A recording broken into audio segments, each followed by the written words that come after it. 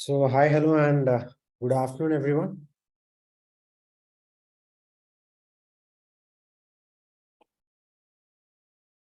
Just give me a minute, please.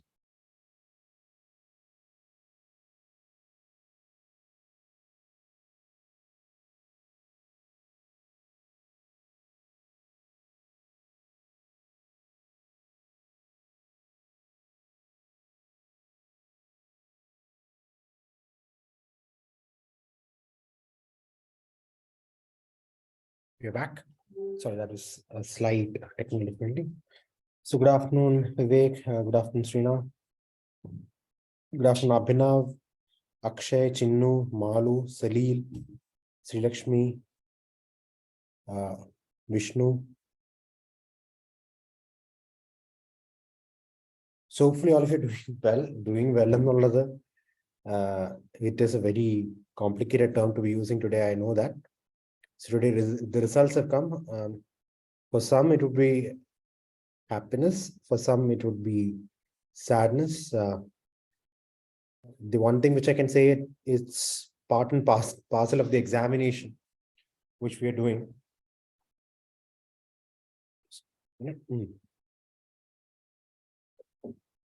So people who are cleared, congratulations.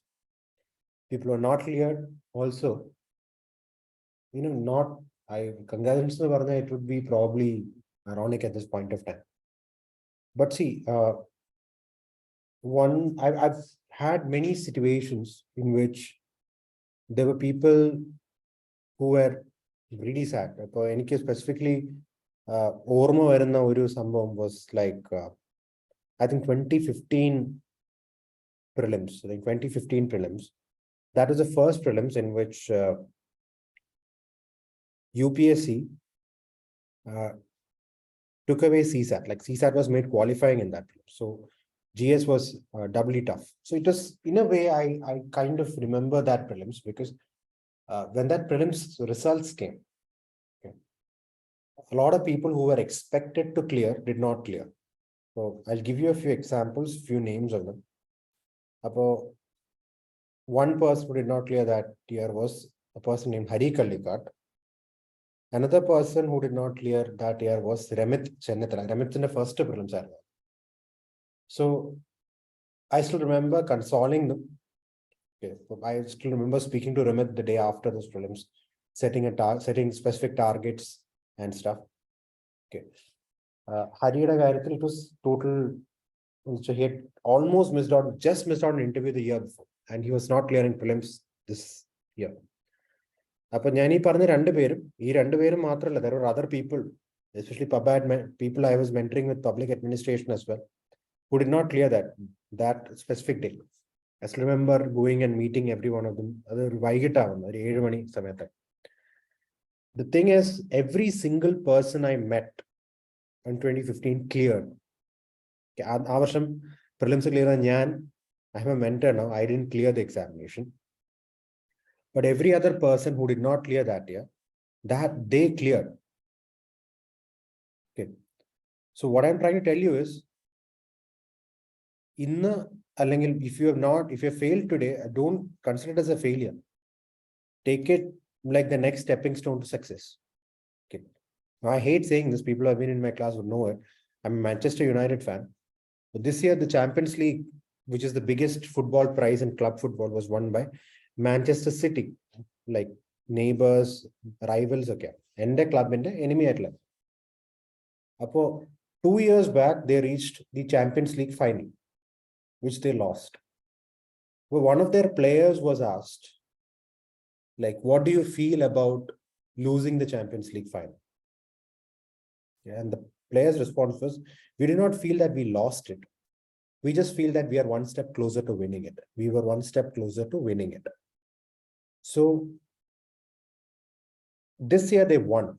Actually, it's a bit of disgruntlement that I'm saying it. But the point which I'm trying to make to you is, see, even if you have not done well in this prelims, it's okay. One of the prelims was itself complicated. So do not consider it like a failure, but consider it as the next step to success. and take this test series as your step to success. Okay. Because there's a lot of people who did not clear prelims one year, took the test series, and the test series actually prepped them up for the next year's mains. Because anyways, if you have to clear this examination, you have to do very well in your mains. Okay. So keep that in mind. Keep that in mind. Both people who have cleared prelims or have not had success. So whether you're cleared prelims or not, I want you to take these or the test series with absolute seriousness. Okay. In the prelims result of either euphoria or depression, we decided not to actually go into really heavy topics. I'd just be discussing, possibly revising a few things. Yachit sir would be joining me, yes, in a class now. He'll be joining me a little bit later. Okay. So keep this in mind that what we are trying to do is we are trying to get a heavy class. But in the coming classes, we would be probably exploring more wider themes and probably questions as well. Okay, looking at previous questions and how we go about it. So again, focusing on what the value addition class would be today, we are looking at specifically the topic of introduction. Introduction itself is a very huge topic.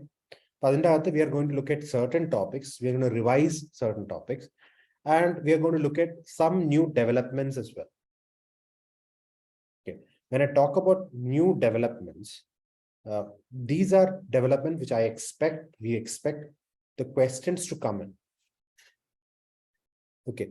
So, the questions we expect in topics. Okay. So, which we have not taken in class and which are precisely pretty new. Okay. So, if all of you are fine with it, can we move on? And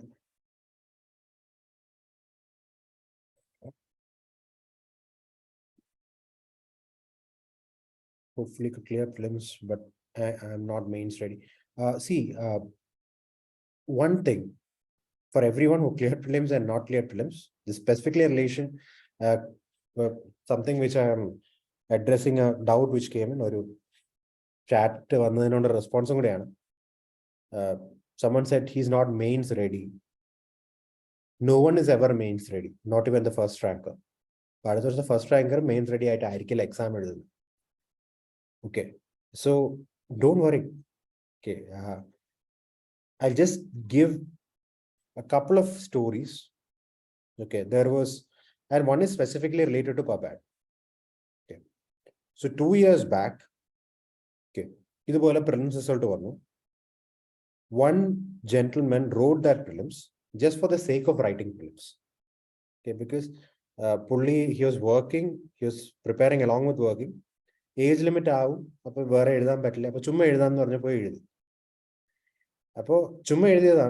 he did not even check the prelims result. The prelims result, you can see, fortunate test series started. Okay. Fortunate test series started running. He pulled no kit result. He does not UPSC mail to fill your DAF. So what happened was his marriage was fixed and marriage was like next week. Okay. This happens after 2 or 3 weeks after prelims. 2 weeks at least or better. Okay. Apo marriage he had to call me because I'm his mentor. Apo just okay. വിളിച്ച് പറയുന്നതിന് മുമ്പ് നോക്കിയിട്ട് ഒന്ന് പറയാം ഞാൻ എഴുതി കിട്ടിയില്ല എന്ന് നോക്കാൻ വേണ്ടി പുള്ളി റിസൾട്ട് നോക്കി ഹി ക്ലിയർഡ് ഓക്കെ ക്ലിയർ ചെയ്തു ശരി അടുത്ത ആഴ്ച മാരേജ് ആണ് സോ അടുത്ത ആഴ്ച വരെ എന്തായാലും പഠിക്കാൻ പറ്റില്ല so 1 more week gone okay marriage കഴിഞ്ഞിട്ട് at least 1 more week is also gone because marriage has happened okay so that is also done so he'll study after that so his plan was he'll take 1 month leave and then study. The 1 month leave did not materialize. And in the meanwhile, he also got COVID. So 1 month anyways gone without studying, thanks to COVID. Okay. So he had like around 3 to 4 weeks to study before mains.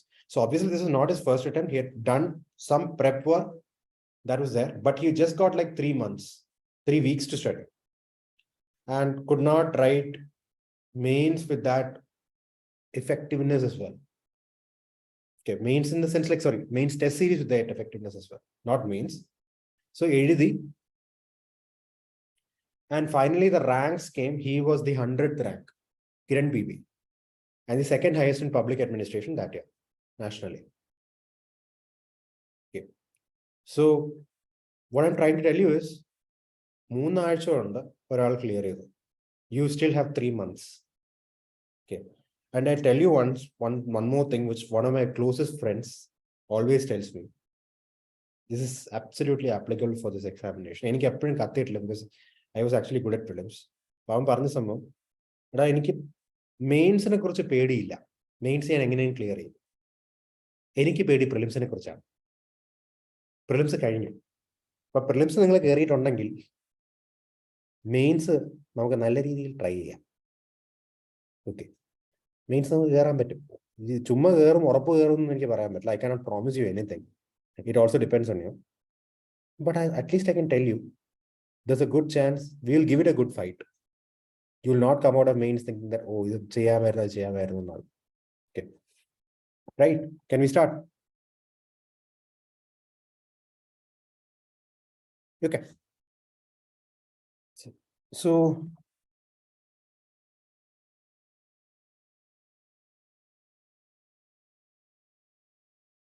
let's look at the syllabus for introduction. So introduction, in many ways, is the most critical point. Introduction and thinkers. One, it is the topic you're going to take maximum time preparing for. ഏറ്റവും time consuming ആയിട്ടുള്ള രണ്ട് topics are introduction and thinkers.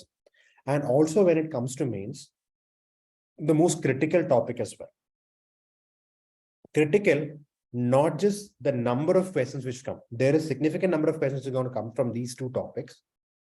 Not just because of that, but also specifically the fact that the concepts which we learn here, concepts which we learn in introduction, we can use it on other aspects as well.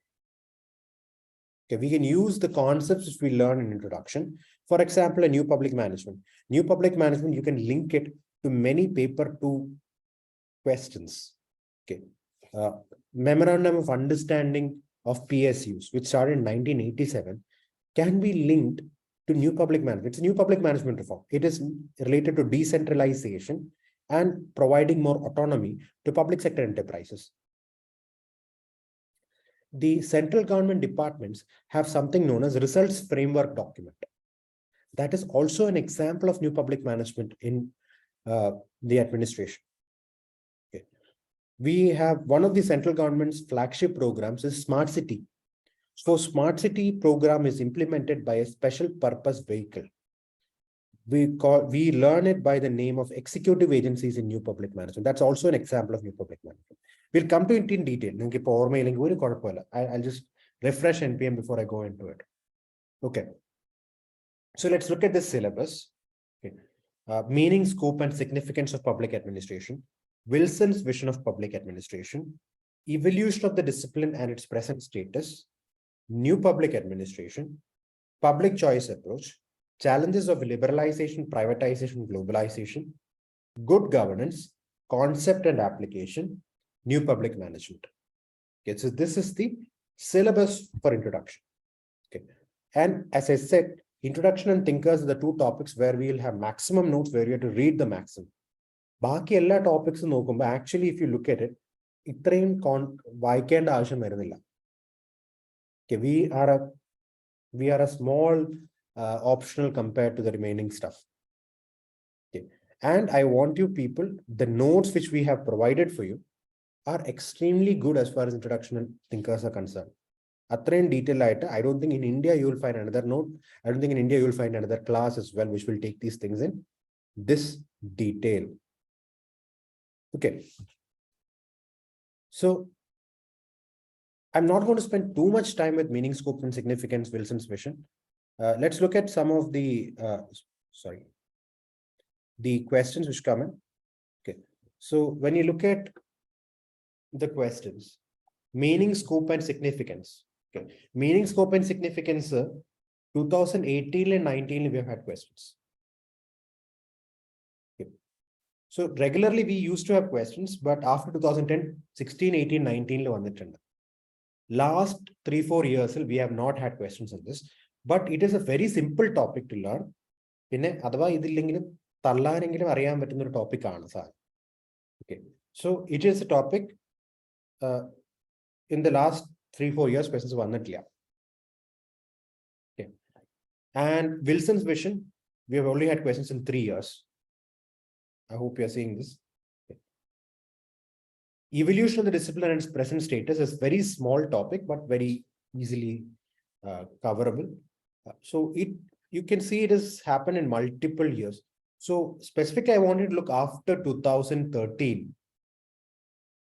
Okay, 2013 last major syllabus change pattern change. But after 2013, you can see 4 questions. Okay. New public administration. After 2013, it has come 3 times. It's almost like every 2 years we have a question in NPA. So, there's a high possibility of a question coming from new public administration. Okay. See, again, when we have actually taken the topics in classes, one thing which we constantly talk about in PubAd is public administration is a subject which is probably around 100 themes. Questions won't repeat, themes repeat in public administration. And there are about 100 themes. If you are master of all the 100 themes, you'll get top marks. Okay, that's a strategy which Joel employed this year. Okay, and similar to what Ramshad or Ajit would also do. Okay. Then we have public choice approach and NPM. These two കാര്യങ്ങൾ linked ആണ്, if you remember. Public choice approach is the theory, NPM is the application. And you can see, even after 2013, the number of times it has come. In 1 year, it is asked twice, 2020. Okay. Again, new public management after 2013, almost regularly this has come. Similarly, good governance is 16, 19, 19, 21, 20, 21.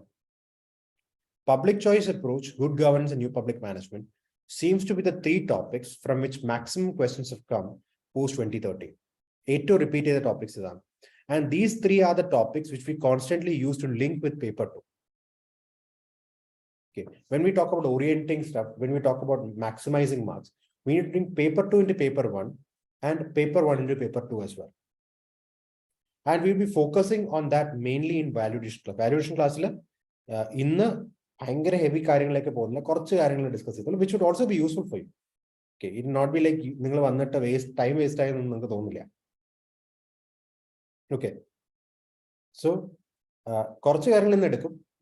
moving forward, we are going to focus on the linkages almost in every class. Paper 2 we'll also look into how different concepts of paper 1 you can bring into paper 2 as well. Okay. Yeah, moving on. 1 minute. So when you look into meaning, scope, and significance, administration, public administration. So you also look at concepts like post-scope view of public administration, subject matter view of public administration, whether the scope of the discipline is boundaryless or not. There is a question, last time a question was asked on the scope of discipline was about what is the boundary of public administration. You can also have a question like once it was asked like, why should we use the name public administration? Why can't we use the name policy implementation? Okay. So the question is, why should, see, the question is, again, even though the wordings are like, wouldn't policy implementation suffice for public administration?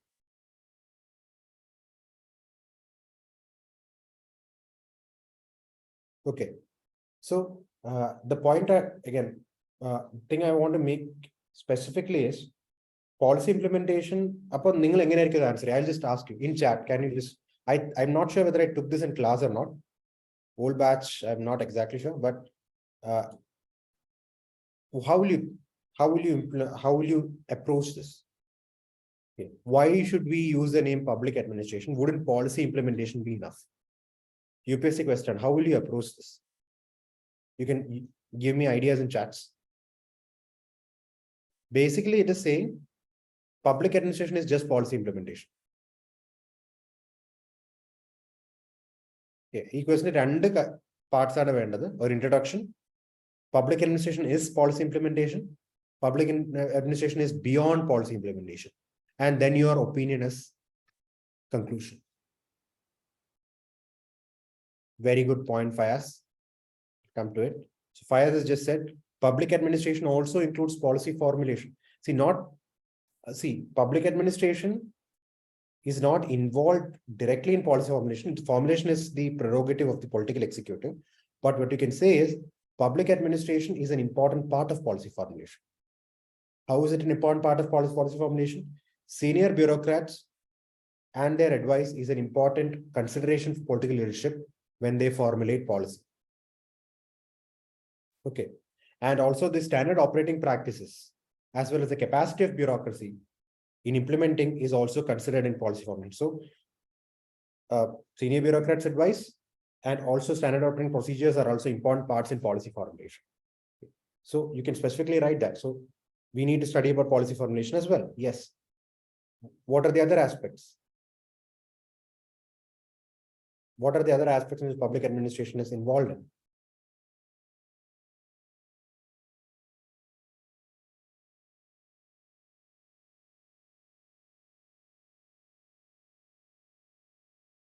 Apart from policy implementation. See, before we move on, can we specifically say that public administration's major focus of study is policy implementation? When we look at bureaucracy, what does bureaucracy do? Bureaucracy is mainly focused on policy implementation. Can we say that? If I make that statement, would you agree with it?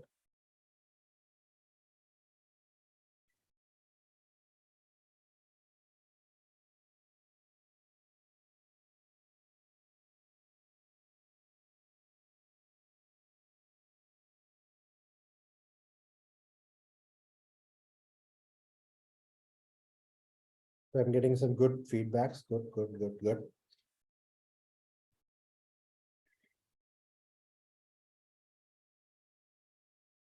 So yes, a lot of you people are agreeing when I say this. It is correct. See, the major part of work and the study of public administration deals with policy implementation. There shouldn't be no question about it. Okay. So essentially, public administration was devised as a study of policy implementation only, initially. When Woodrow Wilson talked about public administration, he was talking about the agencies which implemented policy. He was saying that if the agencies which implement government policy are more efficient, government would be more efficient. That is the idea which Woodrow Wilson had, or Wilson was promoting. Okay, am I clear? So that is the first part of the question. You write the introduction. Introduction can also be from this in the same line. Public administration, the study of public administration started mainly with emphasis on policy implementation. But as the subject evolved over the years, it has gone beyond and over policy implementation into areas of policy formulation. And also, as someone has put it, policy formulation, policy analysis, evaluation, and also with emphasis on aspects of social justice. Someone very brilliantly pointed out social justice. Because when we just talk about policy implementation is something without any, when we talk about policy implementation, it doesn't have a discretion. It doesn't have a sense of an emphasis on what you can do for society, or it doesn't have an emotion to it. Implementation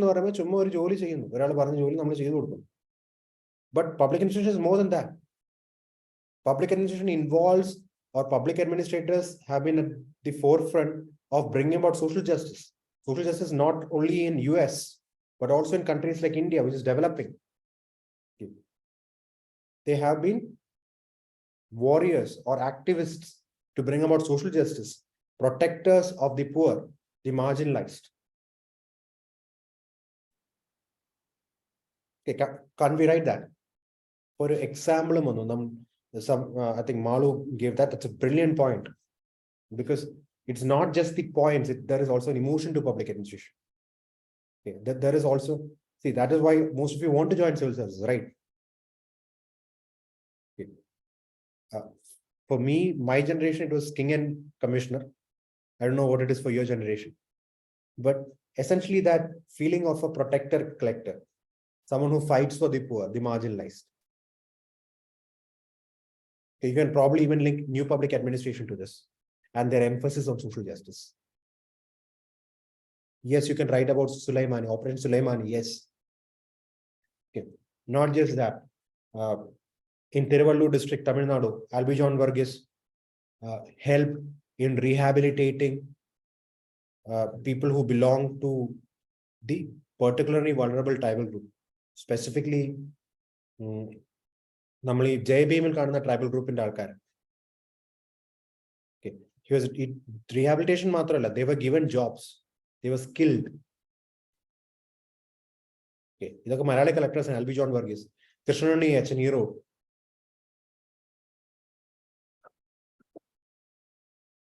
His work with tribals earned him an award at this year's Indian Express Conclave. Okay. So, examples you can write down also. H. Krishnanani at Erode, Albi John Varghese in Tiruvallur district.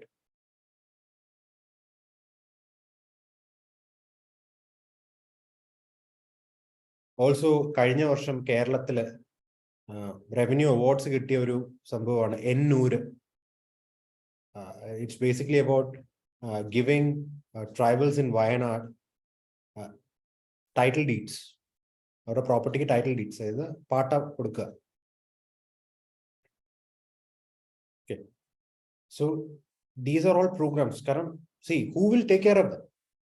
Market will not take care of them. It is the public administration which takes care of the poor, the marginalized.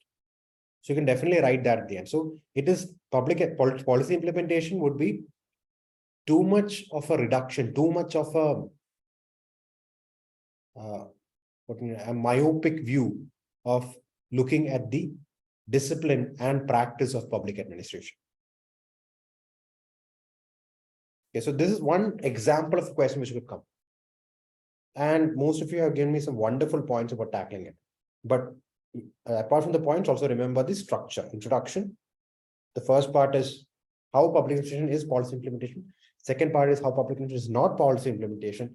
And then the conclusion. Okay. Can we move on? Okay. So main focus of my class today. See, why main focus of my class today would be on public choice theory, new public management and post-new public management movements, and a couple of other extra things which I can give you. Okay. Again, as I said, I'm not going to be going on a heavy stuff today.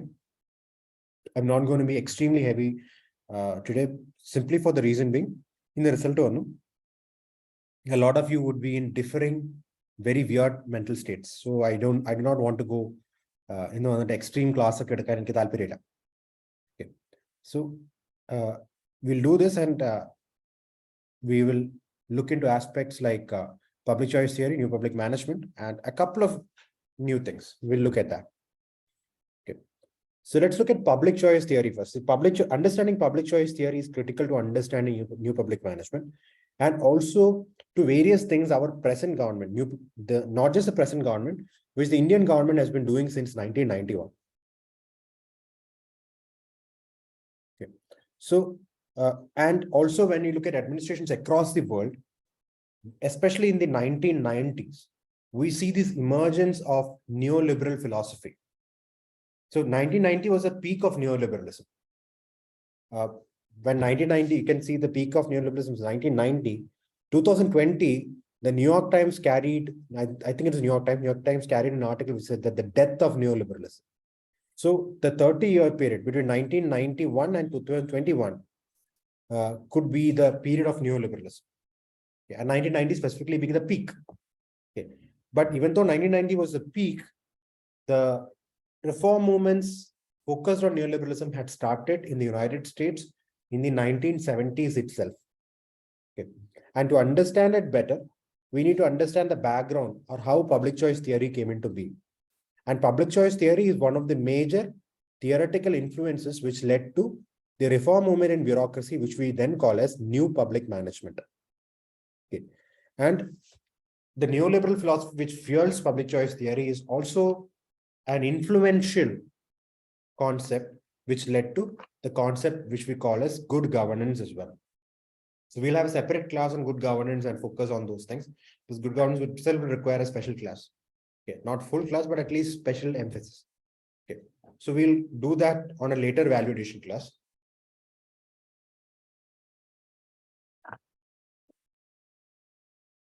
So let's look at what is the theoretical background of public choice theory. The first is the failure of the state. The failures of the state specifically in the 1960s. This is a refresher I've spoken in class. Okay, so I just basically talk about what the problems were.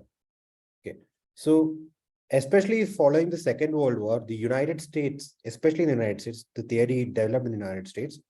Okay, so we see many failures of the state. But 1960s, there are multiple high-profile assassinations. Okay, John F. Kennedy was assassinated. Okay, Martin Luther King, Malcolm X. Okay, these assassinations on high-profile arco protection illa ennulla situation.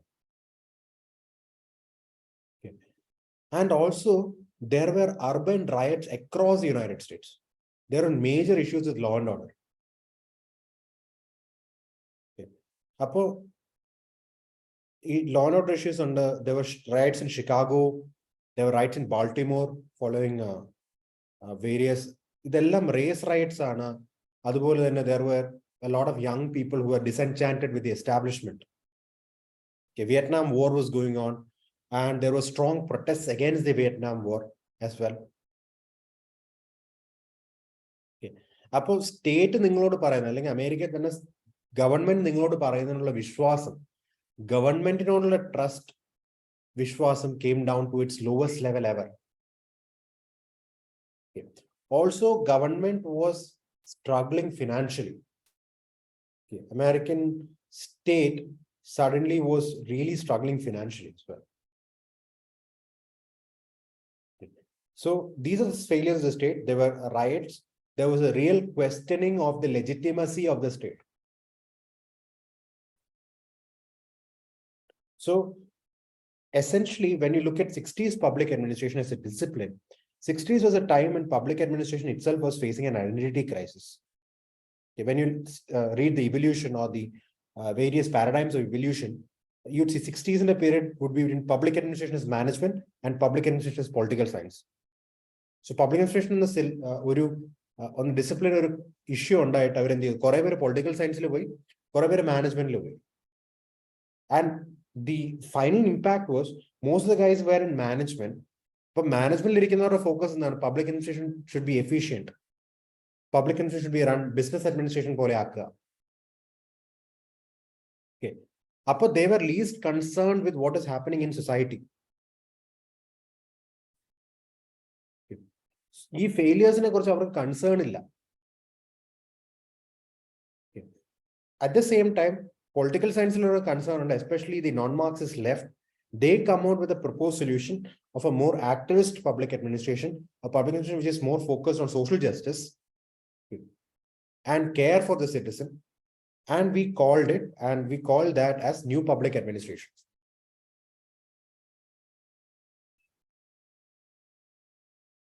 Okay. So new public administration was a proposed solution to the issues or the failures of the state. And specifically, the bureaucracy was criticized. Bureaucracy's legitimacy was questioned. Okay. There were constant media reports against the bureaucracy for the failures of the state. But riots controlling and police patila. Police criticism. And many state programs were not being delivered properly. So again, criticizing the bureaucracy as a delivery point for various government projects. At the same time, we had the rise of the New Right philosophy. The New Right philosophy, the main three thinkers, we call them as Friedman, Nozick, and Hayek. Okay, I'll just put it in the chat for everyone.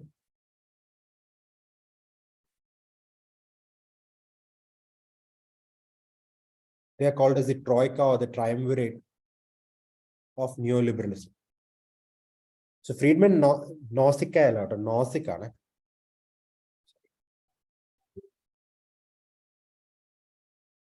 Just give me a minute, 1 second.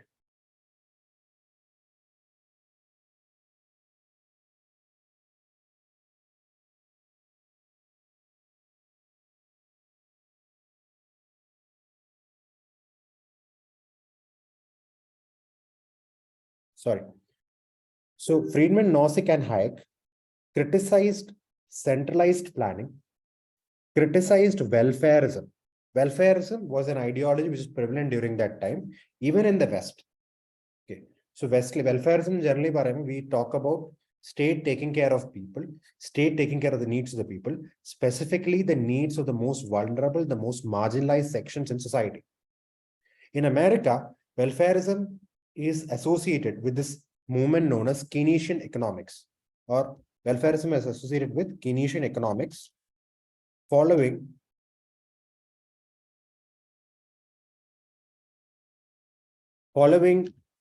the Great Depression in 1932. Okay, so I'm going into a bit of detail in history to get you the perspective, and sometimes to write the introductions and to get this extra points, this perspective helps.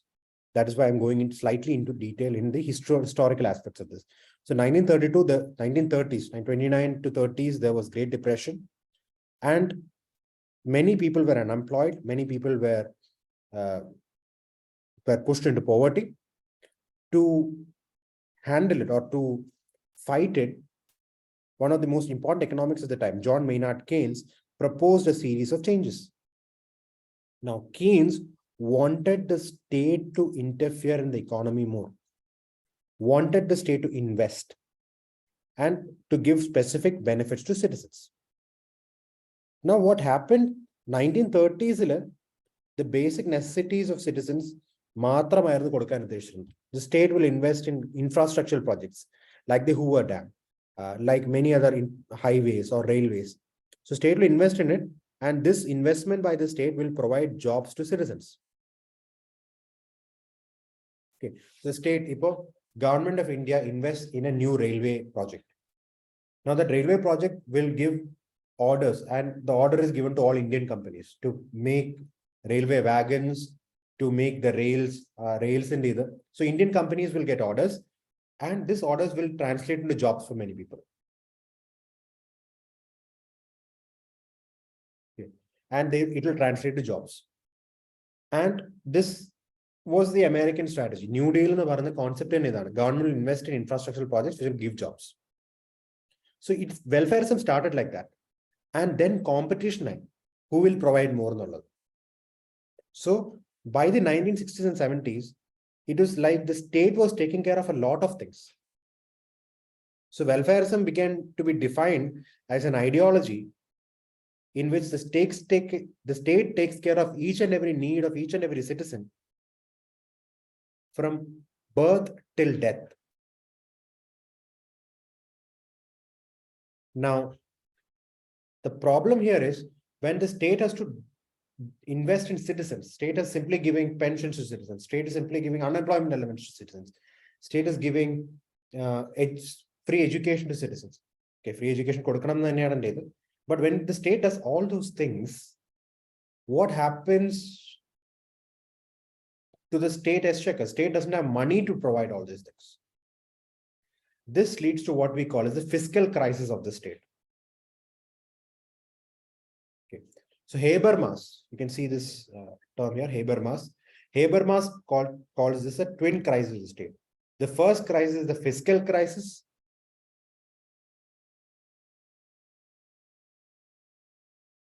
Which then leads to a crisis of legitimacy. See, either state US or India, the state has power as long as the people accept it. The people accept its domination. So this concept comes from another concept known as social contract.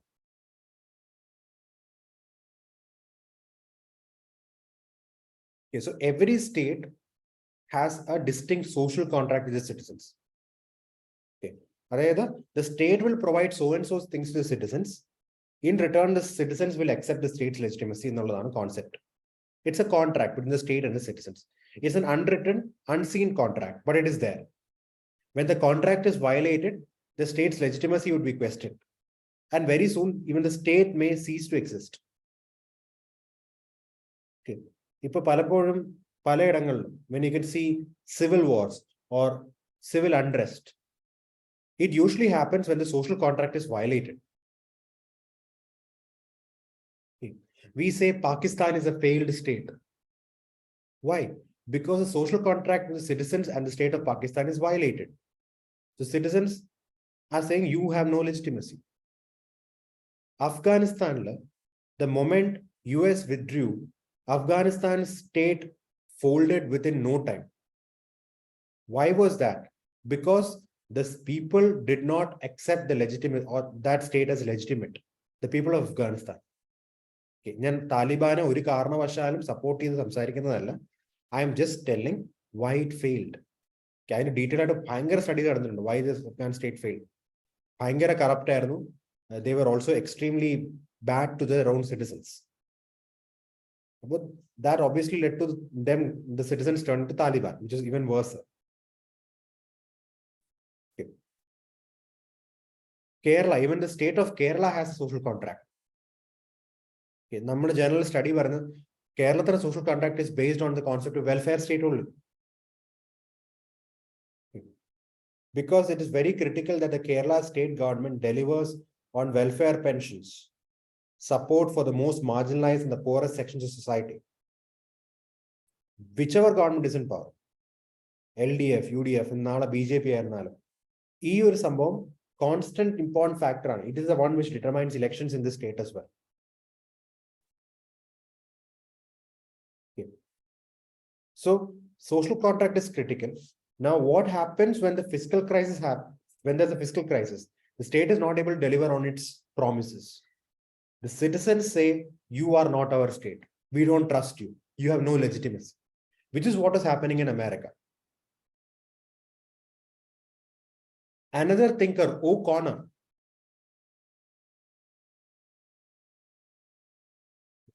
he says that the state was failing in the 60s because it was not able to keep up, or the state was failing because it was not able to maintain or substitute for the failures of capitalism. O'Connor was saying pure capitalism leads to a lot of failures. A lot of people would be losing a lot of stuff. People would be suffering. The state has to protect them, the people who suffer from capitalism. Right. Pakshe, that is putting so much fiscal burden on the state itself is failing. So these are two different analyses. Okay. Then there are a group of neoliberal thinkers, which include the people like I've talked about. So neoliberal thinkers say the state is failing because it is not able to keep up with the demands of the public.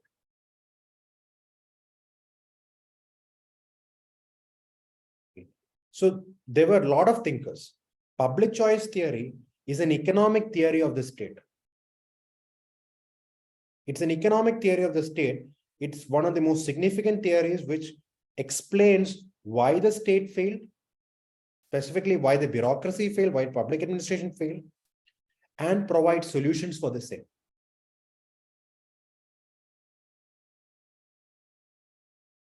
As I said, the neoliberal thinkers essentially believe the state failed because it's not able to keep up with all the demands of citizens. And some of its arguments are mere common sense only. Okay, our common sense, the state is spending too much on too many things. And because of which it has got a huge fiscal deficit, it's not able to then deliver on its promises. So do not spend too much. Okay. It does this by comparing it to market or private companies. So for example, Anthony Downs, one of the critical thinkers of public choice theory, says that, see, when you look at private companies do everything based on a cost-benefit analysis. They do everything based on a cost-benefit analysis, one. Second, they are constrained by the profit. If they are making profit, they can increase their budget. If they do not make profit, they reduce their budget. But this year, if you have been reading articles in the papers and stuff, you would probably be seeing many companies are laying off workers. Amazon, okay, Amazon, Google, etc. are laying off workers. Why? During COVID pandemic times, they had more demand, so they recruited more workers. Now the demand has reduced. They're actually laying off workers because it's not financially feasible for them. Such feasibility thinking is not working in the state. It's not there in the state. Okay, am I clear? So public choice theory, ഇതിന് പകരമായി പറയുന്നത് വെച്ചാൽ സ്റ്റേറ്റിന്റെ ഇതുവരെയുള്ള പ്രോബ്ലംസുമായിട്ട് മാർക്കറ്റായിട്ട് compare ചെയ്തിട്ട് they give 3 basic postulates about how to improve public functioning.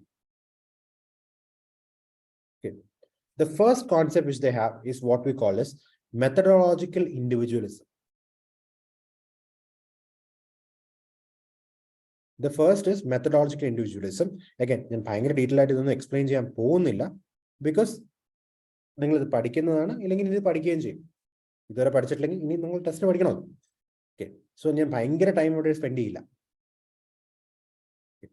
So when we talk about methodological individualism, see, ഇതിന് മുമ്പത്തെ public policy, not just വെൽഫെയറിസം ആണ് ഒരു സ്ട്രിക്ട് പോളിസി എന്ന് പറയാമെങ്കിലും, welfareism essentially viewed society as a single entity, a group.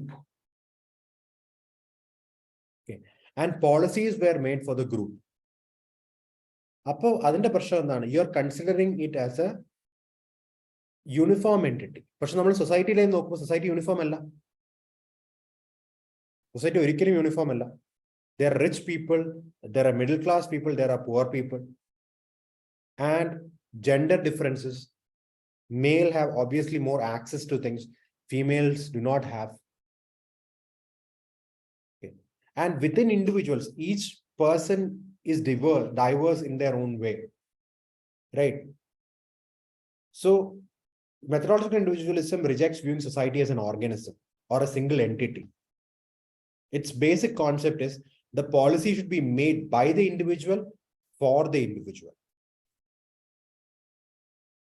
The policy should be made by the individual for the individual. For example, you have this Vodafone campaign, Power to You. Essentially, you could set your own plan. Airtel's My Plan. This is a private company, policy, but I'm generally giving the analogy. That's essentially methodological individualism at work. That is, they are creating a plan for an individual, not for an entire group of people. So then you have a choice. So when you look at many central government policies, methodological individualism works earlier in the 1970s and 80s. The central government used to have policies for groups of people.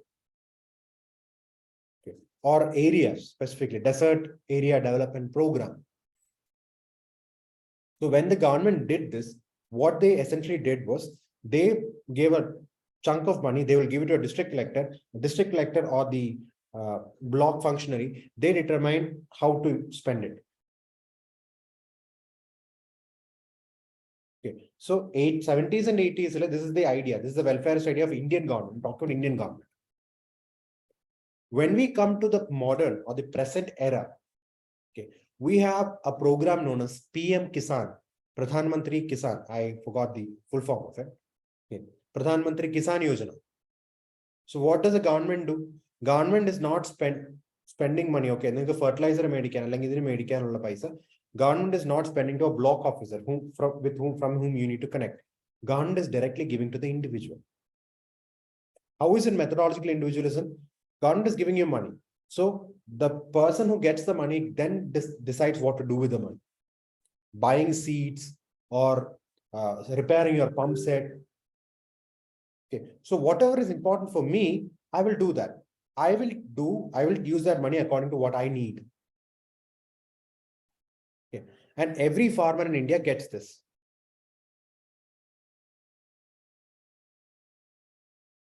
Okay. So that is a part of methodological individualism. Okay. Abhinav talks of startup mission. Startup mission is neoliberal. Yeah, you can probably write it as part of methodological individualism as well. Okay. I hope you got the point. The government policy which considers individuals and allows individuals to take responsibility for their action, not considering people as groups. പണ്ട് ഫാമേഴ്സിന് വേണ്ടി ചെയ്തിട്ടുള്ള കാര്യങ്ങളൊക്കെ as A group of farmers ആയിരുന്നു. എല്ലാ പ്രോഗ്രാംസും ഗ്രൂപ്പ്സിന് വേണ്ടിയിട്ട്. Now you're looking at individuals. Am I clear? Can I move on? Okay. The second concept is that of rational man or rational choice, in which the idea is politics or public policy should not be analyzed from public interest. Public choice theory says that there is no such thing as a public interest. Public interest is nothing but a conglomeration or a coming together of individual interests. Okay, public policy is nothing but a coming together of individual interests. So how does an individual behave in a situation? According to public choice theory, every individual is rational, and every individual in a particular situation will seek to maximize his own benefit. Every individual will seek to maximize his or her own benefit.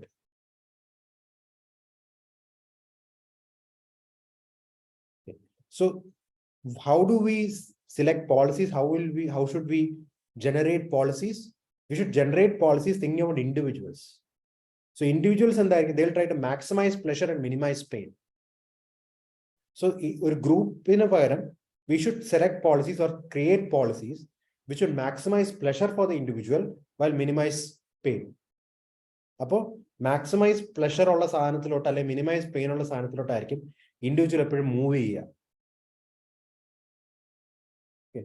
So this concept of rational man is perfectly exemplified this concept of nudge economics. Okay. Nudge economics is the concept of nudge economics is giving small nudges to bring about behavioral changes in people. Okay. So it will be benefiting or giving more benefit to people. So one place where we have nudge economics in India is in tax compliance. Okay. So how do you boost tax compliance? So there are two ways. One alkare bhishniപ്പെടുത്തിയിട്ട്.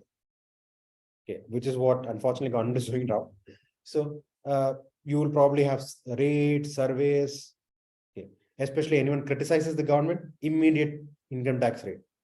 And the tax is so complicated that even an honest taxpayer can be brought under some issue of the income tax law.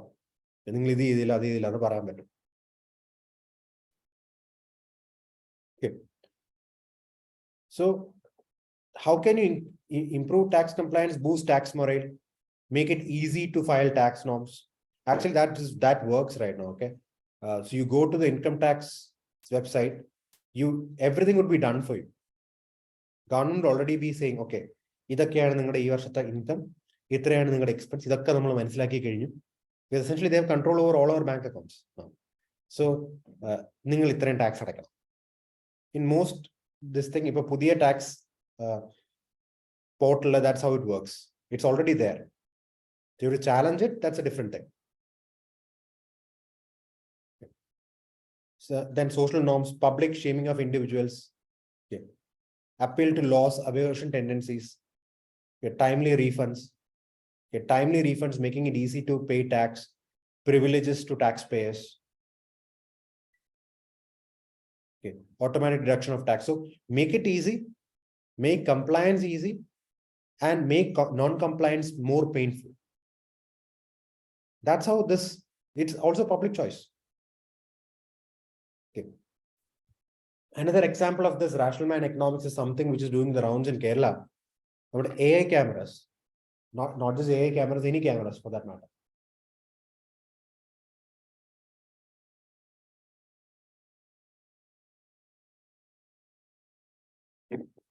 See, the one place, when you're actually driving in the national highway in Kerala, if you have actually driven, the one place where it actually be reducing the your speed would be near the cameras, right? The camera on the speed working, right? ഓടിച്ചിട്ടുള്ളവർക്ക് അറിയാമായിരിക്കും ഇതിൻ്റെ അകത്ത് ആരെങ്കിലും ഓടിച്ചിട്ടുള്ളവരുണ്ടോ? So നമ്മൾ speed വർക്കുന്ന ക്യാമറയ്ക്ക് എടുത്തായിരിക്കും, right? എന്തുകൊണ്ട്? Because you are afraid of paying the fine. Now the AI camera ഇത് വരുന്നതുകൊണ്ട് എന്താ? Again the same thing. Okay. So what I'm trying to tell you is that's example of that's example of rational economics.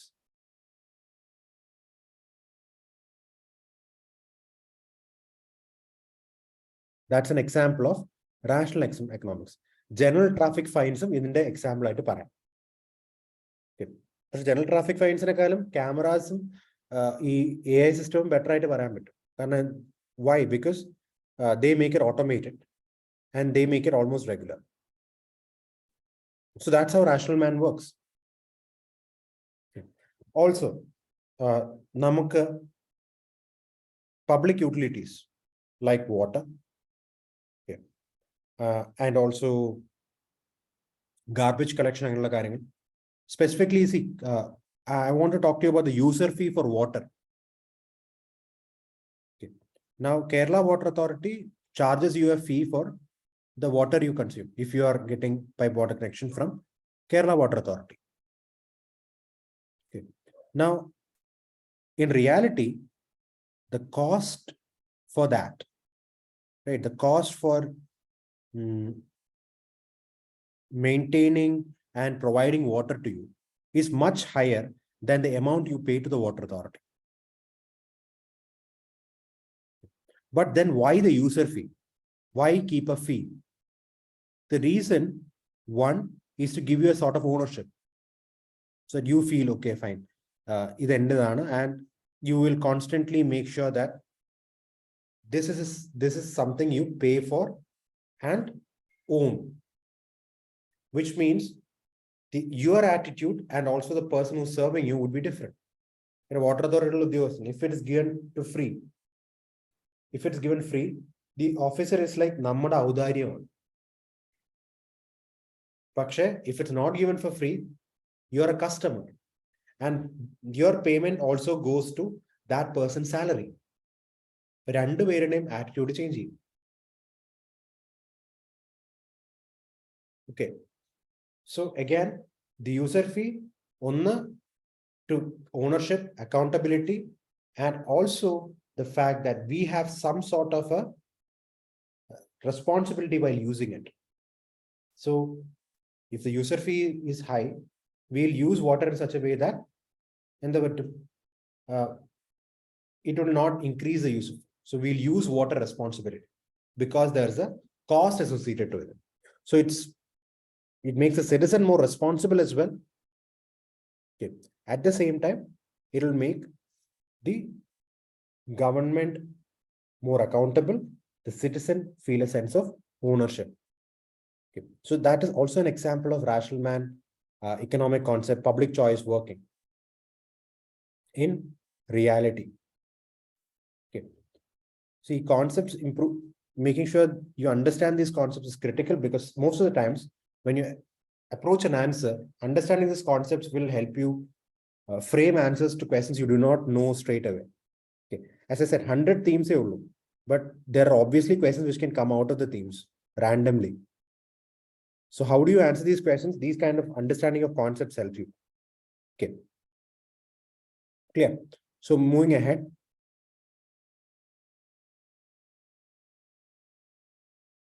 So the third concept of public choice theory, okay, is the desirability of decentralization, democratic administration, and organizational competitiveness.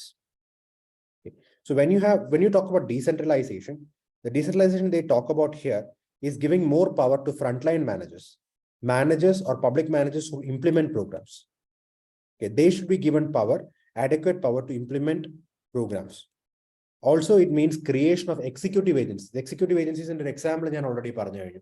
One of the example of executive agencies specifically is the SPV for Smart City project. Okay. Another example for decentralization NPM in India is the creation of Panchayati Raj institutions, the 73rd and 74th Amendment Acts. Okay. That is, what did that create? The Panchayati Raj institutions are essentially development agencies. They are agencies for implementing development programs in India. Okay. And then we have democratic administration. Administration which is directly responsible to the people and derives its power from the people. Okay. By democratic administration here, we do not mean administration which is elected by the people, but rather an administration which is directly linked to the people, which directly interacts with the people. To make the administration more democratic, we need administration which is more transparent. Hence the RTI Act, Right to Information Act, makes the administration more transparent. An administration which is more accountable. Okay. We have concepts like social audits, where people can directly question the administration, democratic administration. Organizational competitiveness. I've given this example of Electricity Act 2003 here.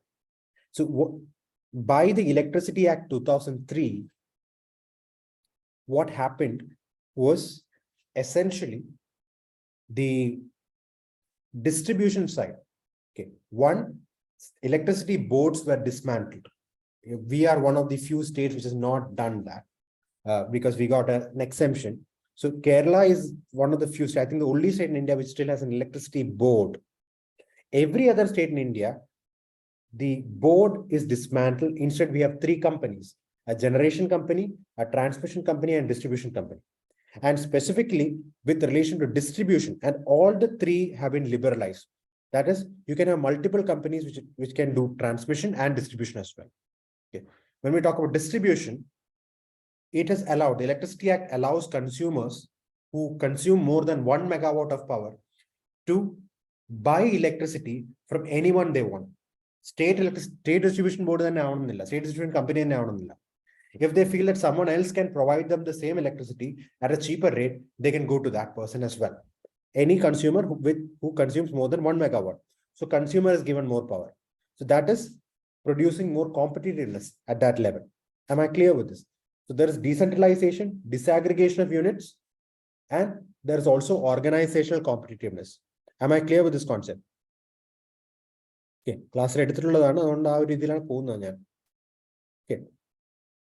Am I clear?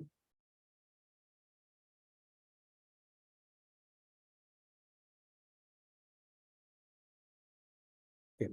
So I just have two people constantly replying. Okay. So I want all of you guys to reply, please. Okay. I hope I'm clear with this, and I hope you're with me.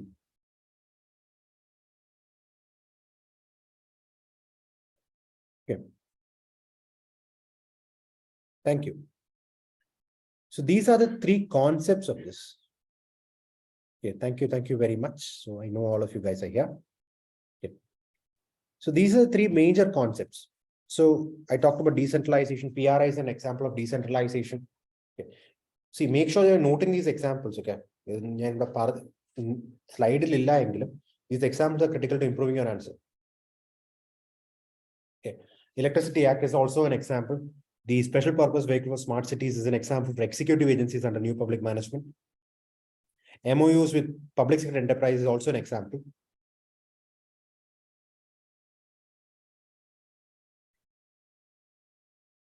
Okay. So these are some of the critical examples, and this is how you explain it. So public choice theory then leads to its application. By 1980s, you have a lot of these people who come to power promising to change the way things are, promising to de-bureaucratize. So you have Margaret Thatcher in UK, you have Ronald Reagan in US. All these people start taking up reforms.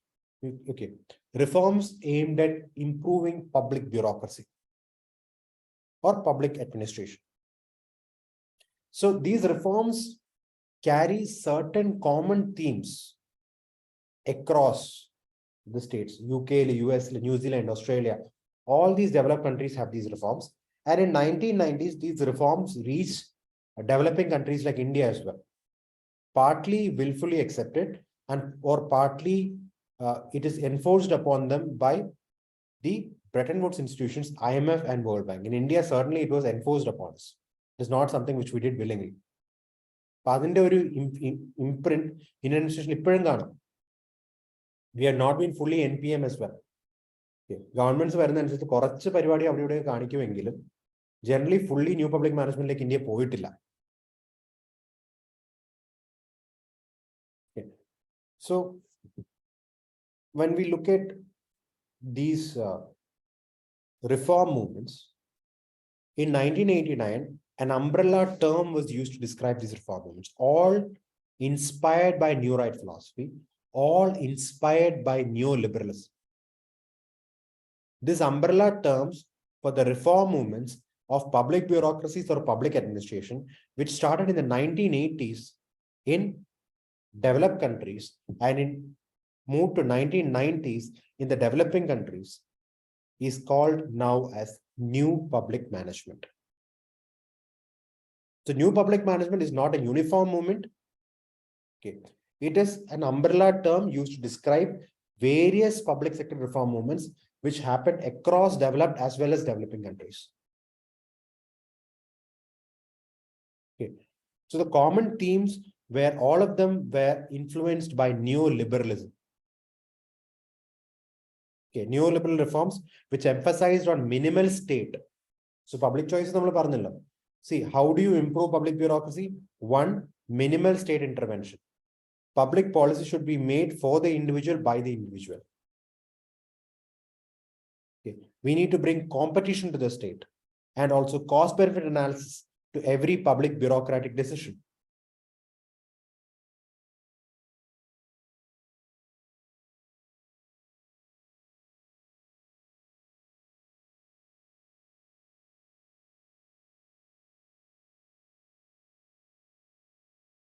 Okay. So the common themes of NPM can be written as the 4 Ds of NPM. Decentralization, that is giving more power and autonomy to public managers at front lines or cutting edge level. Debureaucratization. Okay, debureaucratization can mean 2 things. One, it could literally mean the dismantling of public bureaucracies. Okay. What are the characteristics of public bureaucracies? So Weber പറഞ്ഞ bureaucracy characteristics എന്തൊക്കെയാണ്? Hierarchy, okay, generalist administration, career service,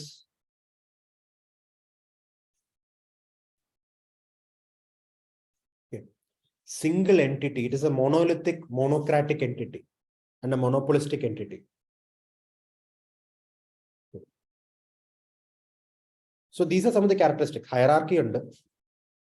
Okay. And monopoly because the services provided by bureaucracy is only provided by bureaucracy alone.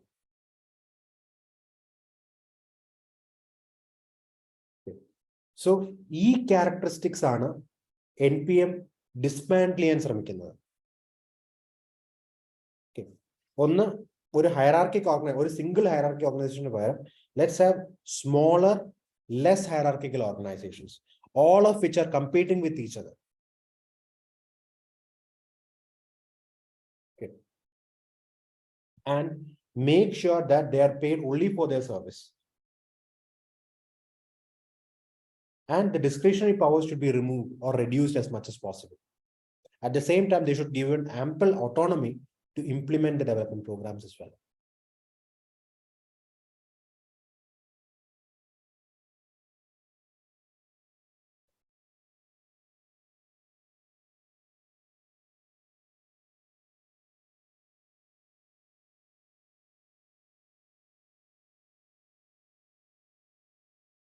Debureaucratization closely linked to the third point, downsizing.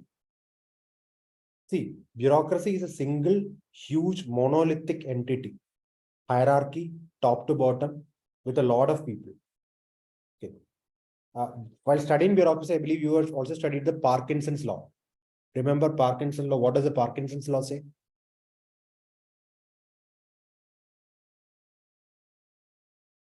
But there are essentially two postulates of Parkinson's law.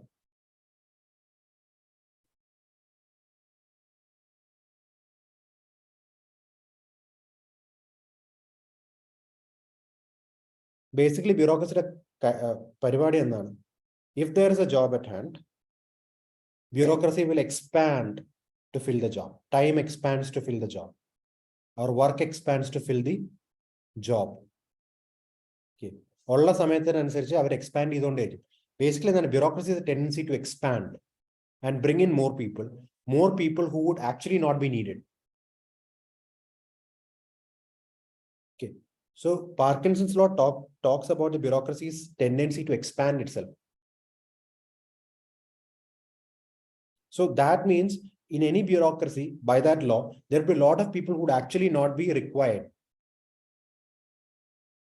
But bureaucracy will keep on expanding itself because their tendency is to be that of budget maximizers.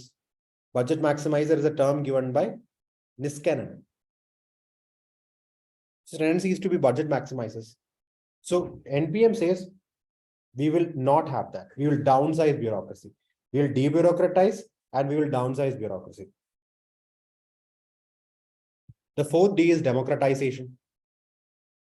Okay. Here, the citizen should be considered as customer. Citizen should be given more freedom. So that's what democratization is.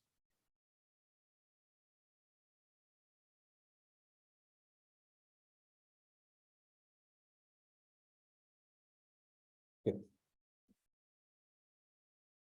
So these are the 4 Ds. I'm not going to be explaining all the things of NPM. Note examples on. So I'm not going to go around. I'm just basically going through the stuff. Okay. So 90s are the NPM in the peak. 2000s I NPM failures in Ghana. The failures which you also see with public choice and the neoliberal reforms. Right. I know now that the basic postulate in it says that there is no such thing as a common public interest. But many a times we see that there is something known as public interest, which everyone is willing to contribute. Citizens as individuals challenged. There are many a times that citizens actually contribute together. Bureaucrats, there are a lot of bureaucrats who genuinely care about public interest. And also, when you look at its concept, the concept of public choice or neoliberal approach specifically works for America, which is a highly individualistic country, which promotes individualism and individual responsibility. But not for maybe other countries, like in India. India, generally, we promote communitarianism, right? Strong family ties, communitarianism, etc.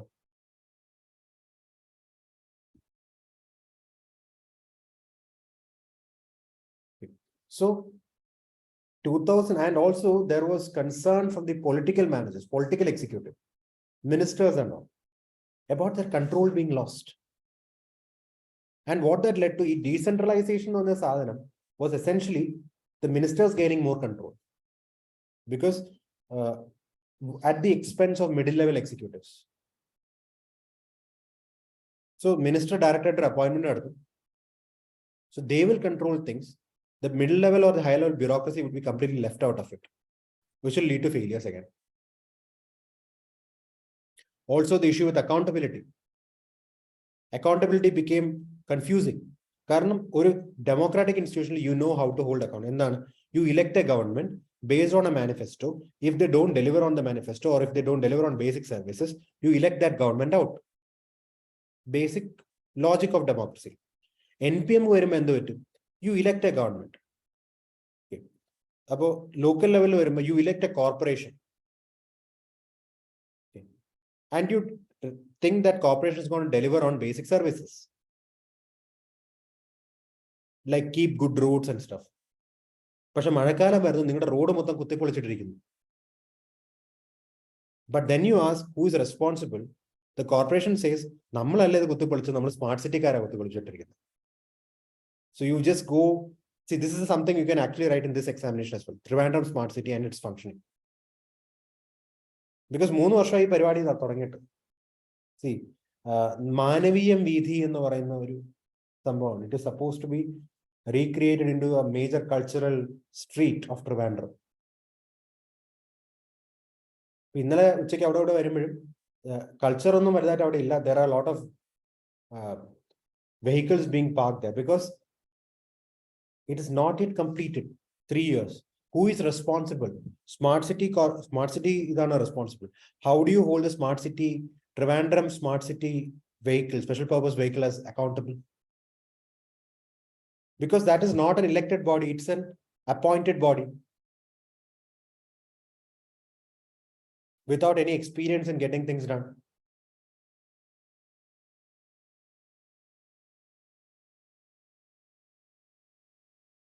Okay. So that's an example you can write. So that's also a failure of NPM, right? Problem of accountability, problem in which not getting things done. Okay. So that all leads to post-NPM models of development. So post-NPM means it's basically the constant theme is the coming back of the state. So the state taking a more and more responsibility, it is a coming back of bureaucracy as well. So we look at some of the models of post-NPM. So one example is the neo-Weberian state. See, all of these examples I have given in this slide are examples which have been asked in UPSC. Okay, there's been question on neo-Weberian state. There's been question on new public service, also on digital era governance.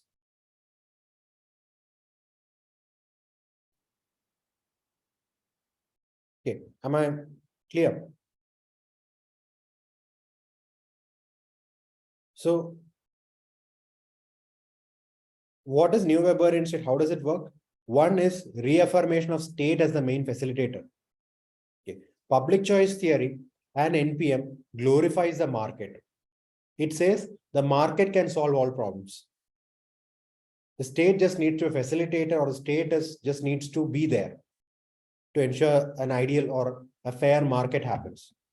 But by 2000s, we realized that market cannot solve all the problems. Market will solve the problems of the rich, but the poor are left behind. So essentially, who is the state for? What is the state for? State should look after the poor, the marginalized. So rich can do NPM, non-NPM, or any other model, but the poor requires a state. So it requires a new Weberian state. Weberian is an ode to bureaucracy. Weberian state is a bureaucratic state.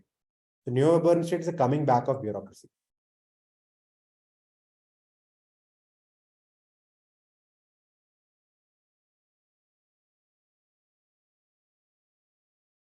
So how has it changed? There's a shift from internal orientation towards an external orientation, towards meeting citizens' needs and wishes. See, if you remember, the original conceptualization of bureaucracy by Weber was a bureaucracy which is a closed system, a bureaucracy which did not interact with the citizens.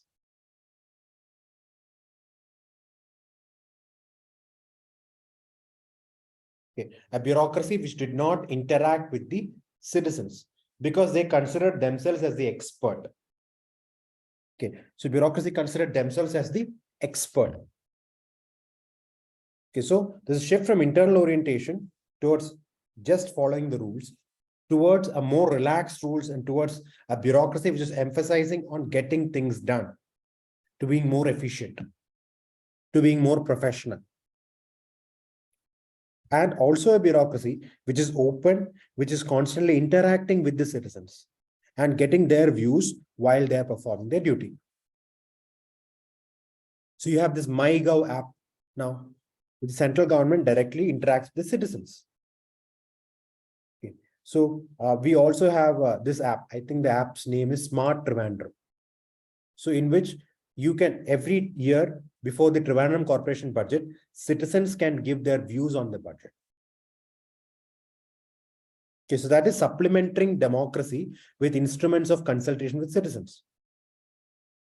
And new data techniques, new data analysis also has come in to supplement the state in this. So new methods of data analysis, new methods of various specific methods have also come in with regards to this. Modernization of relevant laws. In India, we are now modernizing laws. We are having new labor codes. The Electricity Act was modernized. We have a bankruptcy code now.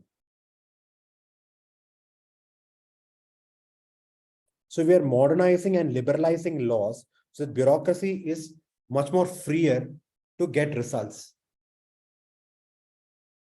So one example is definitely the labor codes and professionalization of the public service. In India, specifically, I would specifically talk about this thing. In 2012, for the first time, we adopted a national training policy. So till 2012, the main focus of training was on the higher civil services, the Group A services, like say the IAS, IPS, IRS, etc. So till 2012, the higher civil services had training. After 2012, after the national training policy was adopted, both the central government and the state government have also focused on giving training to not just Group A employees, but also Group B and even Group C and D employees. Okay, so there is more training given, which is aimed at professionalizing public service, making public service perform better. See, one of the criticisms in there, NPM, the public service is not professional. So now from top to bottom, you're emphasizing on training, making them more aware and focused on delivering more output. Now, it is seen that training has had a very positive correlation on the output given by civil servants. Am I clear?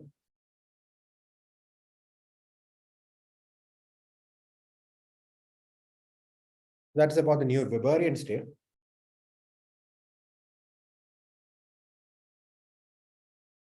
Oh, sorry.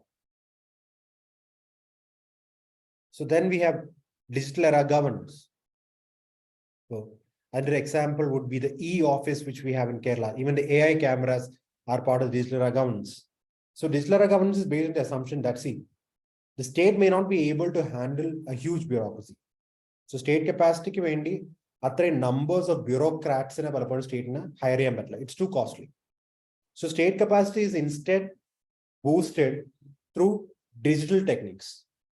So it's using of digital techniques to boost state capacity. That's what happens in digital era governance. Okay. So you have concepts like reintegration.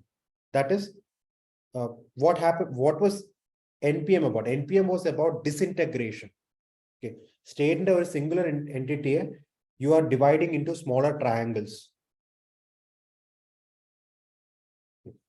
So, digital era governance is using digital techniques to integrate the whole thing into a single entity again.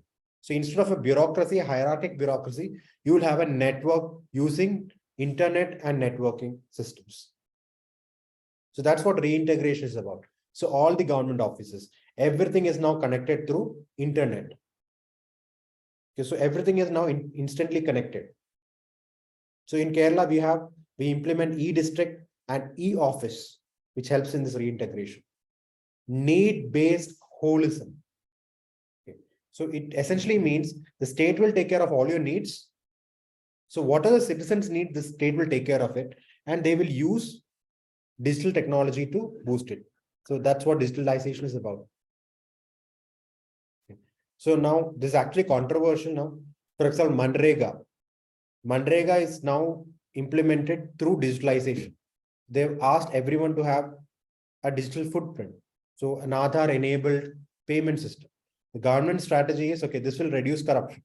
But the problem is many people do not have mobile access or internet access, or many places do not have mobile access or internet access. So that has led to huge protests by Manrega employees because they are not getting their salaries without this Aadhaar enabled system being operational. But essentially, that's digital governance as well. It's a criticism as well. Okay. So moving on, the most popular one, new public service. So new public service, the concept is that, see, it completely contradicts NPM. New public service was promoted by two thinkers, Denhart and Denhart. Denhart T. Denhardt. Okay. So they say that NPM is not right. NPM's concept of individualism is not right. They're saying people would be moved by communitarianism. There is something known as democratic citizenship, where every citizen wants to contribute. Citizen being a competitive member or a member of society who can contribute. The emphasis should be on serving rather than steering. So it defines public service. It defines citizenship. It defines communitarianism. It's saying that, see, individualism does not work. Actually, citizens can come together, citizens can contribute. So bureaucracy, what it needs to do is it needs to listen to the citizens and set shared objectives and have a shared strategy to achieve those objectives. Okay. So what should bureaucracy do according to NPS? It should listen to citizens, know what the citizens want, and based on what the citizens want, have a strategy to achieve it together. Okay, not just alone, but in a shared democratic space. Okay. According to them, it is truly democratic. So how is NPM's democracy different from NPS's democracy? That's a doubt. New public management democratization. See, new public administration democratization is purely based on customer relations or customer client relations. It considers the citizen who gets service from the state as a mere client. Right? It's a client who pays money and gets service. But the democracy, as far as NPS, new public service, considers citizen as citizen, not as a customer. An enlightened member of society, a competent member of society who can contribute, who has needs, desires. And there is something of a public interest beyond an amalgamation of individual interests. So bureaucracy needs to find it. So NPS ആണ് നമ്മുടെ philosophical democracy യുടെ കൂടുതൽ അടുത്തിരിക്കുന്നത്.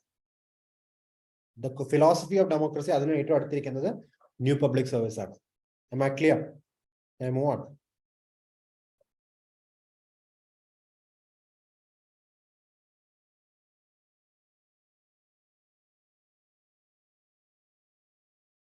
So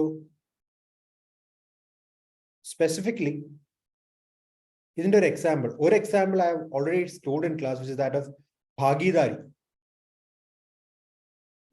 Delhi government had this program known as Bhagidari, which aimed at bringing together citizens, solving problems together, implementing government projects with citizen support, etc. So Bhagidari of Delhi government is an example of NPS. Another very famous example is that of listening to the city program in New York. Okay, in this slide you have this thing known as listening to the city program. So listening to the city program was a strategy adopted by the New York City government or New York Corporation. If you can use that name, New York Municipal Corporation, to rebuild the New York City after the 9/11 attacks. So 9/11 attacks happened. There are gruesome attacks. A lot of people died. The World Trade Centers completely came down. Almost 6,000 people died. There was huge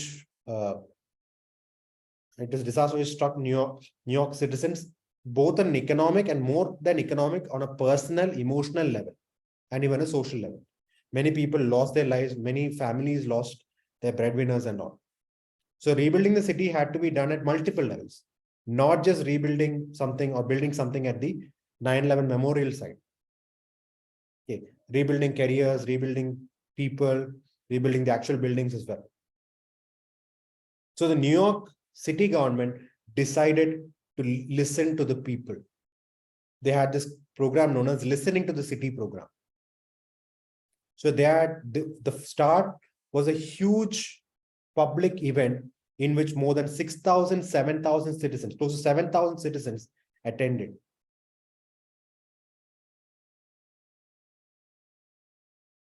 The citizens listened to each other. The city listened to the citizens as well. Specifically, they listened to the poorest, the most backward of citizens. How they wanted the new city to look like. And using this, they helped reconstruct New York City. They helped in reconstructing New York City and in also building back public trust.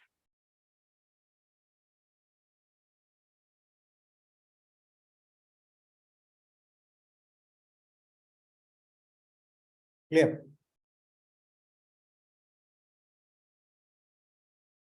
So that's about post NPM. Now I'm going to look at a new concept actually. Okay. About this concept na a proper definition in research papers. Okay. See, post NPM കഴിയുമ്പോൾ neoliberalism കഴിഞ്ഞു കഴിഞ്ഞാൽ അടുത്തെന്ത് വരും? Liberalism, welfareism, neoliberalism. അടുത്ത്, now we say it is a time of new welfareism. Okay.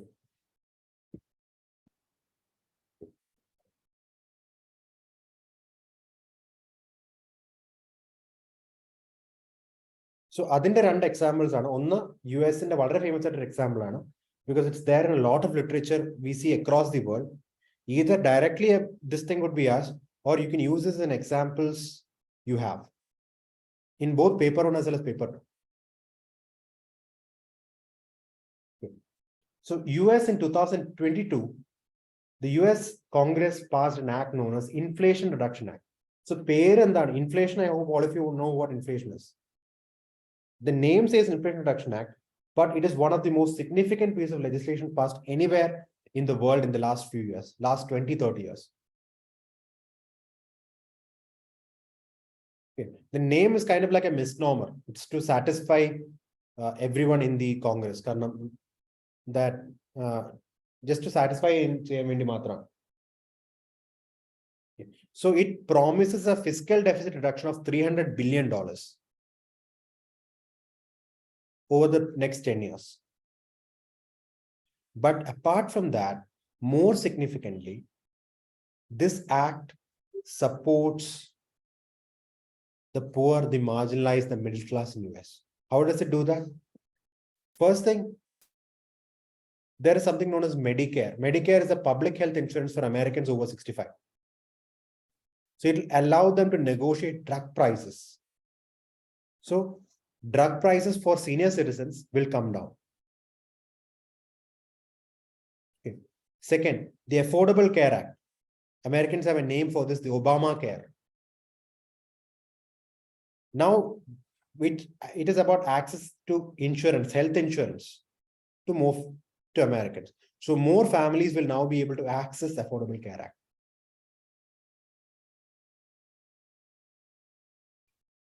Apart from this, it promotes investment in climate change industries. Climate change industries like electric vehicles, renewable energy projects like solar, wind power projects, etc. And through this, US is hoping to reduce carbon emissions by roughly 40%. And while doing so, US is also aiming to create jobs. Because it realizes that, see, when you're moving from the old technology, new technology, a lot of people would lose jobs. Right. US also has they also have an industry of oil exploration, oil export, and the US is the biggest exporter of oil at the moment. Not Saudi Arabia, not the Gulf countries, US is. Okay. Coal and so a lot of these people, the traditional energy industries, people working in those industries will lose their jobs. So they will now be incorporated into clean energy jobs. So more jobs will be created in clean energy sector, creation of electric vehicles. So it also gives tax credits for people buying electric vehicles in US. So demand will be created, and also there will be more loan guarantees, grants for people who are producing electric cars. So it is specifically looking after the middle class, the most marginalized sections. It's also aiming to create jobs, something similar to the New Deal in the 1930s. But distinct and there is a significant focus on fiscal responsibility by investing 300 billion in deficit reduction. Okay, so you can write this as examples in post NPM or criticism of NPM, how US has moved on from NPM. So US completely moved on from NPM, and a notable example was in 2020, following the COVID outbreak. So during the COVID pandemic, the US government sent checks to every citizen. Okay, every citizen received checks from US government to help them tide over the pandemic. Okay. So that was completely the death of neoliberalism. What would neoliberal or NPM would have said? NPM would have said, let the citizens take care of themselves. US government said, no, we are going to take care of the citizens. Okay. So let's look at how Indian government's new welfareism is. So Indian government analysis on them. Okay. So this is given by Arvind Subramanian. So this was done by Arvind Subramanian. There were two other co-authors. Arvind Subramanian, I hope most of you guys know. He used to be the economic advisor to the Narendra Modi government. Now he's resigned. He's gone back to US. He's mostly now an academic. Okay. So Arvind Subramanian analyzes the new welfareism of the Indian government. So according to him, it represents a distinctive approach to redistribution and inclusion. Distinctive in the Barembo, traditionally, when you look at the old welfare of especially the US or even the Indian government, the focus was on public goods like basic health, primary education, etc. So government used to invest in primary health. Government used to invest in primary education.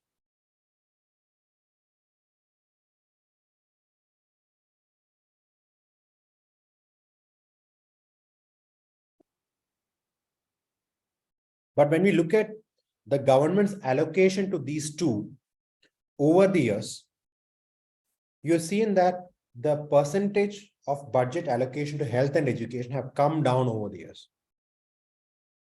Significantly. What drastic fall, but there's a reduction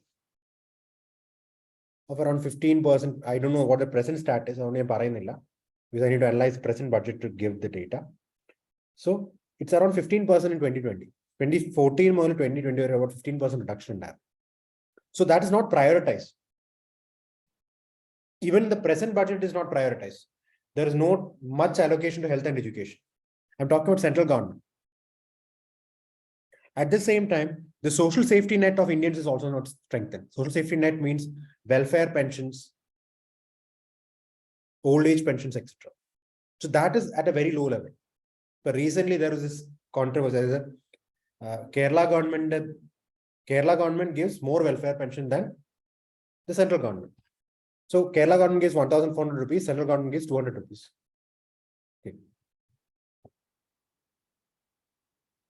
So last course so total pension 1,600 rupees. So last course people are not getting the central government pension, only Kerala state government pension. So they are getting less money. So complaints were Kerala government clarified that we are giving you the money. Central government said, central government, state government central government So central government strategy is not social safety security net, not basic primary education. And even if you look at something, a program like Manrega, Mahatma Gandhi National Rural Employment Guarantee Act, which is one of the most critical sources of social safety nets in India. Okay. It provides people support in case of a poor monsoon or something going wrong. Manrega is always there to fall back on.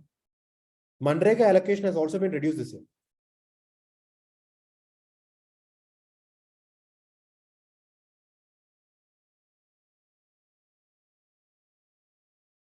Okay. So Manrega allocation is is reduced from 73,000 crores to 60,000 crores. But last year, 72,000 crore is in the budget allocated. The final outlay that is 90,000 crore. over budget away. Now government has actually even reduced that. So we see the strategy of not actually looking at the social safety net. It seems like the central government has left both these to the states. Okay, so states now have more need to spend more on the welfare schemes. The central government is not looking at them. Instead, what has the central government focused on? So central government has focused on essential goods and services and providing them, like bank accounts, cooking gas, toilets, okay, electricity, housing. So Kanya was you like 100% electrification, 100% access to bank accounts, open defecation free status. And recently also plain cash, PM Kisan. They're directly giving cash to citizens. Okay, so the focus is not on traditional aspects like health and education. The focus is rather on providing essential goods and services, like bank accounts, like cooking gas. Okay, so the idea is if the citizens have these basic services, okay, then other guaranteed angle, citizens would then be able to look after the other things in a better manner. They'll be able to find jobs on their own. Okay, so instead of a traditional safety net, or a different safety net and government ഉദ്ദേശിക്കുന്നത് ഇപ്പോൾ. ഇപ്പൊ നോക്കുകയാണെങ്കിൽ the strategy of the central government with regards to Manrega, അതൊരു analysis പറയുന്നതാണ്. So Manrega കുറച്ചു, but capital expenditure കൂട്ടിയിട്ടുണ്ട്. So the government is thinking that, okay, let's not have Manrega because for us it's not directly productive. Let's invest that money on actual roads, actual bridges, railways, etc., which will also create jobs. So construction is one of the biggest job creators in India. So using this capex expenditure, more jobs will be created. So Manrega would not be needed. This is the idea of the government. Whether it actually plans out, it actually comes to exactly the same way, we will need to see. Am I clear?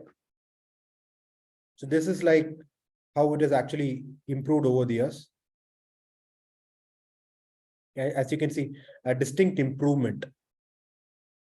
Okay, so you can see 5.3% women in urban areas now using bank accounts, 7.1%. So we'll send this to you guys. Am I clear? Can I move on? This is the neo-welfareism of the Indian government. So if we get a question on neo-welfareism this year in the mains, this is specifically for this mains. Actually, you can use it in the coming mains as well. This is how you use it. The final topic which I'm going to take today is regarding Washington consensus.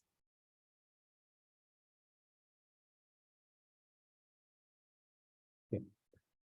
So the Washington consensus is closely related to new public management reforms, NPM reforms.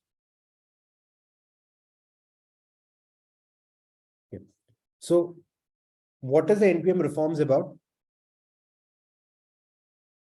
It's about minimal state, fiscal consolidation. So Washington consensus essentially was the structural adjustment programs which the World Bank and the IMF imposed on developing nations in the 1990s. In India, we took an IMF loan in 1991 and we had to structurally adjust our economy. Opening up, liberalization, privatization, globalization. We also call it as a Rao Manmohan model of economic development.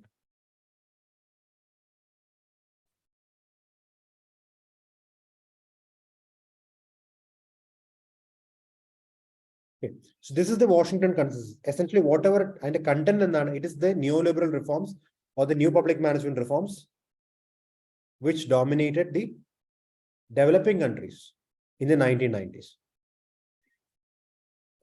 Recently, the US said it is moving to a new consensus, a new Washington consensus. So new Washington consensus, it's not yet corresponding. That is a public administration level like fully vannatilla.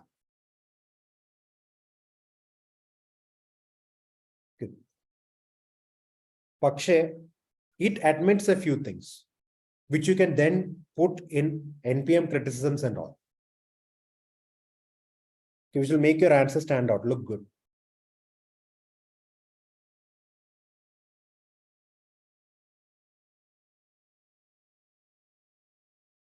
So what is the new Washington consensus? One, the US stepping back from globalization and neoliberal policies that has been at the core economic practice since 1990s. See, it is partly strategic as well because US National Security Advisor speech Jake Sullivan, National Security Advisor, in a recent speech spoke about this. Okay. So why is the US shifting from neoliberal policies? Because US is now acknowledged that neoliberalism has failed. Okay, failed the US generally as well. One of the failures is the rise of China. Because China never had neoliberalism in the first place. They just took the good parts. And now China is growing at fast pace. And China is challenging US as the global hegemon. Okay. So China is catching up to US economic capacity. Specifically, US is talking about a few misses which it had, like on the hollowing out of its industrial capacity. Because almost all US industries shifted to China or other low-income countries. Also, there is huge impact on climate change which is happening. Neoliberalism is not the best policy to deal climate change because it looks at individualism. Climate change handling, you need to take policies for the whole world as a whole, right?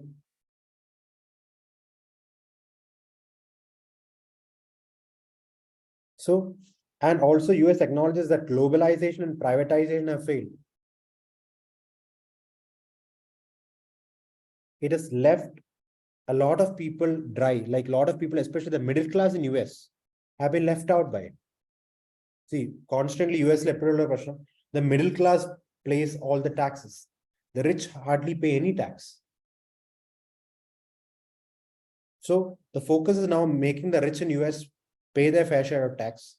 The focus is on boosting industrial capacity within US. Okay. The focus is on building industrial base. So what is the US trying to do? The US state is coming back. Neoliberal NPM reforms മൊത്തം മാറ്റിയിട്ട് ഒരു active state intervention ഈ കാര്യങ്ങൾ വരികയാണ്. So you can see a more active emphasis of the state. So അതിന്റെ ഒരു example ആണ് ഞാൻ മുമ്പത്തെ സ്ലൈഡിൽ കാണിച്ച Inflation Reduction Act, where the US state government or US government is actively promoting specific industries. The US government is promoting industries, okay, through tax breaks, through incentives to buy electric cars, etc. They also have something known as Chips and Sciences Act.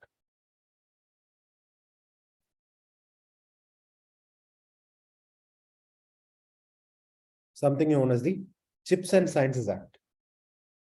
Chips and Science Act, sorry. Science. The Chips and Science Act is to incentivize more and more companies with investment in specific hardwares, microprocessors, etc., which are critical to improve digital technology.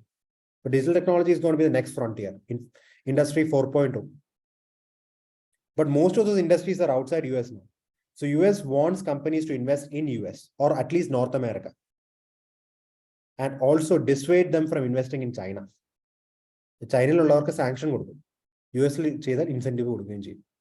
So you have the chip maker, I forgot the name, chip maker from Taiwan. They are now setting up a company in US.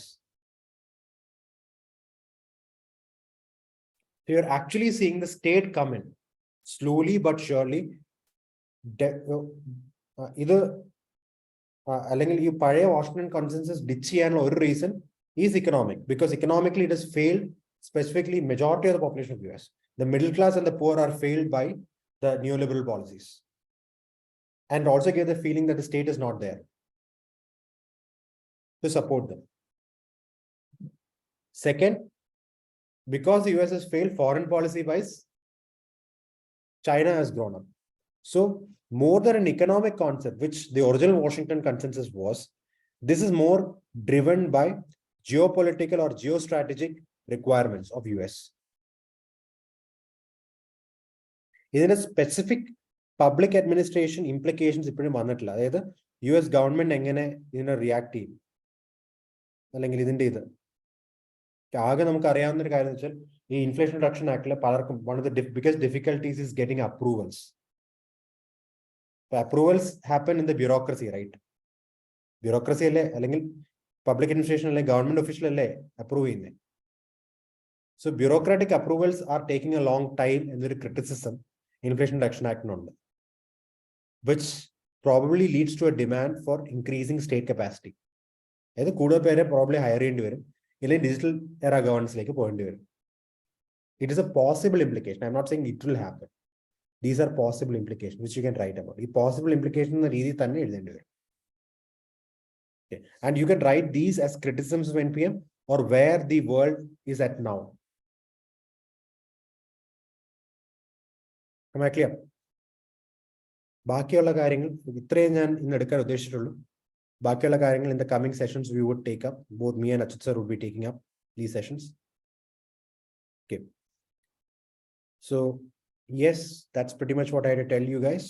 Okay.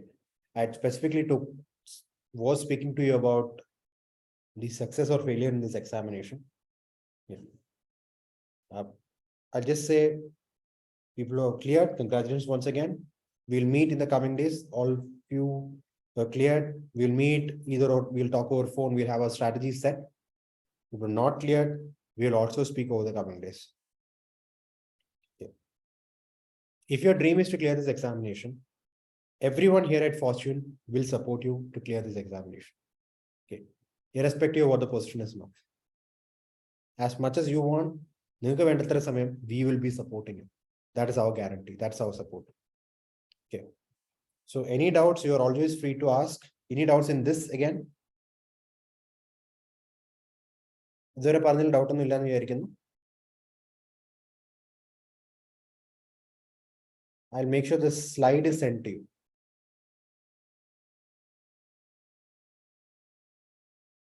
Okay. So thank you once again. Please take care. Okay. Bye-bye. See you around. Okay. For the next class, next session or something like that. Take care. Bye.